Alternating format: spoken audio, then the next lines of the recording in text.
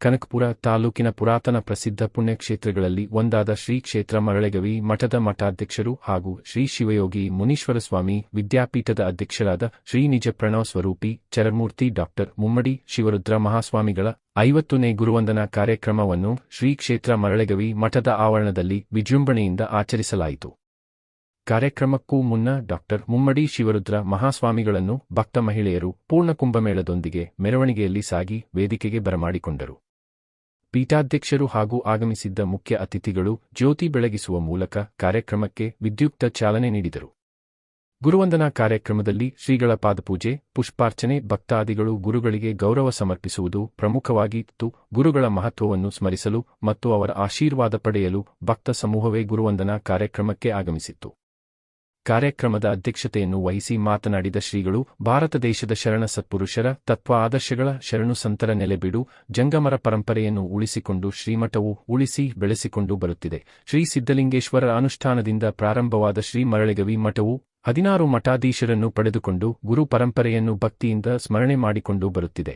21ನೇ ಶತಮಾನದಲ್ಲಿ ಮಾನವ ಆಕಾಶದೆತ್ತರದ ಮಂಗಳ ಗ್ರಹಕ್ಕೆ ಹೋಗಿ ಸಮುದ್ರದ ತಳ ಭಾಗಕ್ಕಿಳಿದು ಅನ್ವೇಷಣೆ ಮಾಡಿ ಏನು ಲಾಭ ಪಡೆಯಬಹುದು ಎಂದುಕೊಂಡ ಮನುಷ್ಯನಿಗೆ ಸಮಾಜದಲ್ಲಿ ಹೇಗೆ ಬದುಕಬೇಕು ಎಂಬುದನ್ನು ಕಲಿಯಲು ಸಾಧ್ಯವಾಗಿಲ್ಲ, ಇನ್ನೂ ಕಲಿಯುತ್ತಲೇ ಇದ್ದಾನೆ ಎಂದು ತಿಳಿಸಿದರು.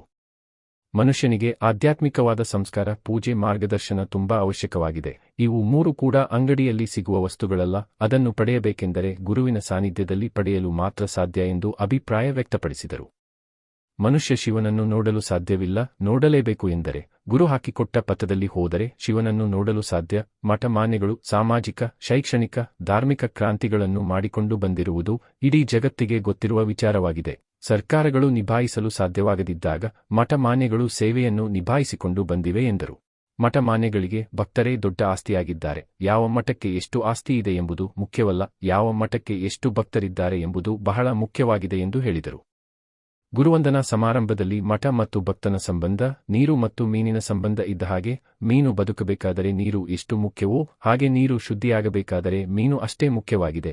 ಮಠಕ್ಕೆ ಭಕ್ತರು ಮತ್ತು ಗುರುಗಳ ಸಂಬಂಧ ಅಷ್ಟೇ ಮುಖ್ಯವಾಗಿದೆ ಎಂದು ತಿಳಿಸಿದರು.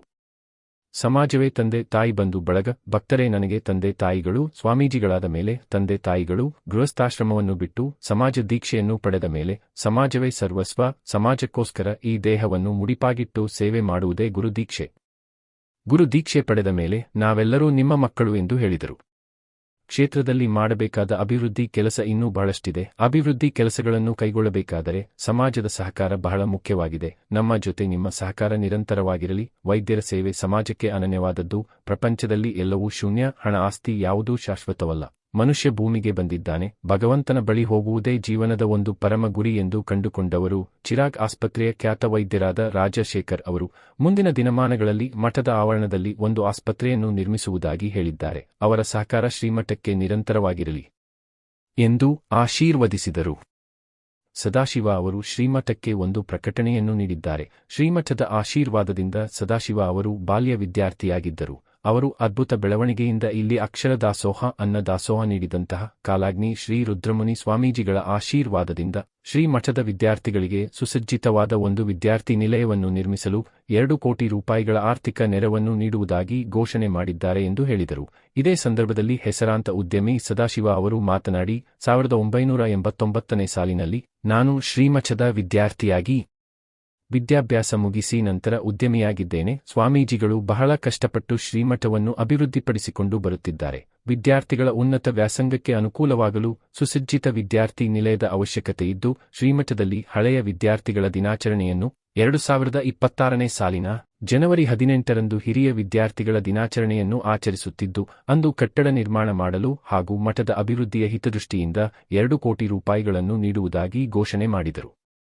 ಗುರುವಂದನಾ ಕಾರ್ಯಕ್ರಮದಲ್ಲಿ ಬಿಡಿಸಿಸಿ ಬ್ಯಾಂಕ್ ಅಧ್ಯಕ್ಷ ಎನ್.ಡಿ. ವಿಜಯದೇವ್, ತಮಿಳುನಾಡು ಸರ್ಕಾರದ ಲೋಕೋಪಯೋಗಿ ಇಲಾಖೆ ಮುಖ್ಯ ಅಭಿಯಂತರರಾದ ಮಾಧು, ಖ್ಯಾತ ಗಾಯಕ ಶಶಿಧರ್ ಕೋಟೆ, ತಮಿಳುನಾಡು ಬಿಜೆಪಿ ಮುಖಂಡ ಡಾ ನಾಗೇಶ್, ಚಾಮರಾಜನಗರ ಜಿಲ್ಲಾ ಹಾಲು ಒಕ್ಕೂಟದ ಅಧ್ಯಕ್ಷ ನಂಜುಂಡಸ್ವಾಮಿ, ಗ್ರಾನೈಟ್ ಮಾಲೀಕರಾದ ಸುಬ್ರಹ್ಮಣ್ಯ ಸ್ವಾಮಿ, ಬೆಂಗಳೂರು ಆಸ್ಪತ್ರೆ ತಜ್ಞರಾದ ಡಾ ಸುರೇಂದ್ರ, ಮೈಸೂರು ಮನ್ಮೂಲ್ ಅಧ್ಯಕ್ಷ ಅಶೋಕ್, ಮರಳವಾಡಿ ಉಮಾಶಂಕರ್, ಹೊಸೂರು ವೀರಶೈವ ಮಠದ ಅಧ್ಯಕ್ಷರು, ದಮ್ಮ ದೀವಿಗೆ ಚಾರಿಟಬಲ್ ಟ್ರಸ್ಟ್ ಅಧ್ಯಕ್ಷ ಎಂ. ಮಲ್ಲಿಕಾರ್ಜುನ್, ಚಿದರವಳ್ಳಿ ಮಲ್ಲಿಕಾರ್ಜುನ ಸ್ವಾಮಿ, ತಾಲೂಕಿನ ಜಬಸವನಹಳ್ಳಿ ಚಂದ್ರಶೇಖರ ಶಿವಾಚಾರ್ಯ ಸ್ವಾಮಿ, ತಮಿಳುನಾಡಿನ ಉಡಬರಾಣಿ ಮಠದ ಶಿವಶಂಕರ ಶಿವಾಚಾರ್ಯ ಸ್ವಾಮಿ, ದ್ಯಾವಪಟ್ಟಣ, ದನಗೂರು, ಸೋಸಲೆ ಮಠದ ಶ್ರೀಗಳು ಹಾಗೂ ಹರಗುರುಚರ ಮೂರ್ತಿಗಳು ಸೇರಿದಂತೆ ಶ್ರೀ ಮಠದ ಭಕ್ತ ಮಹಾಶಯರು, ಸಂಘ ಸಂಸ್ಥೆಗಳ ಪದಾಧಿಕಾರಿಗಳು, ಶ್ರೀ ಮಠದ ಹಳೆಯ ವಿದ್ಯಾರ್ಥಿಗಳು, ಸ್ಥಳೀಯ ಗ್ರಾಮಸ್ಥರು ಹಾಗೂ ರಾಜ್ಯದ ಮೂಲೆಗಳಿಂದ ಭಕ್ತವೃಂದವೇ ಆಗಮಿಸಿದ್ದರು.